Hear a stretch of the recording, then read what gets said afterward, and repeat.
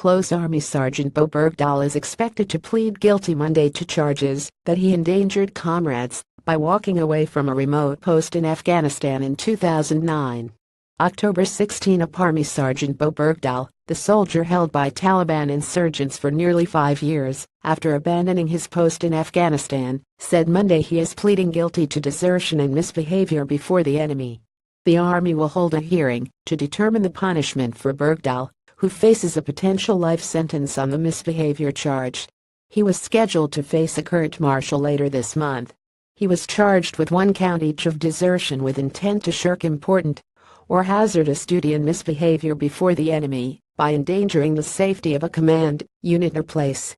Bergdahl's case has generated a storm of controversy since the Obama administration reached a deal in 2014 to release the soldier in exchange for 5 Taliban militants held at Guantanamo Bay. The 5 militants were turned over to Qatar.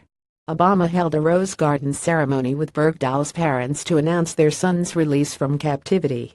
A report from a preliminary hearing held after his release recommended that the case be referred to a special court-martial, which is limited to imposing a 1-year confinement. But criticism of the deal began mounting.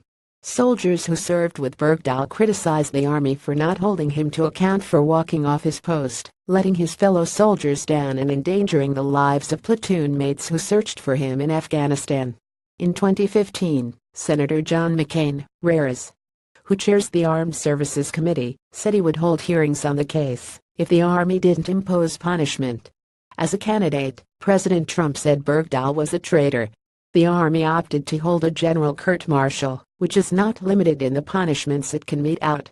Bergdahl explained his reasons for walking off his post in the podcast, Serial, which got access to hours of interviews the soldier conducted with filmmaker Mark Bowe.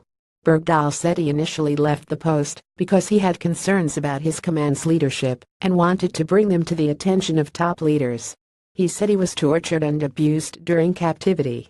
Before he was captured, he said he quickly realized that leaving was a mistake, then concocted a plan to redeem himself by trying to stalk Taliban insurgents to get valuable intelligence.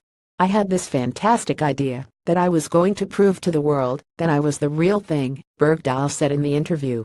"You know, that I could be what it is that all those guys out there that go to the movies and watch those movies, they all want to be that, but I wanted to prove I was that. Doing what I did is me saying that I am like, I don't know, Jason Bourne," he said.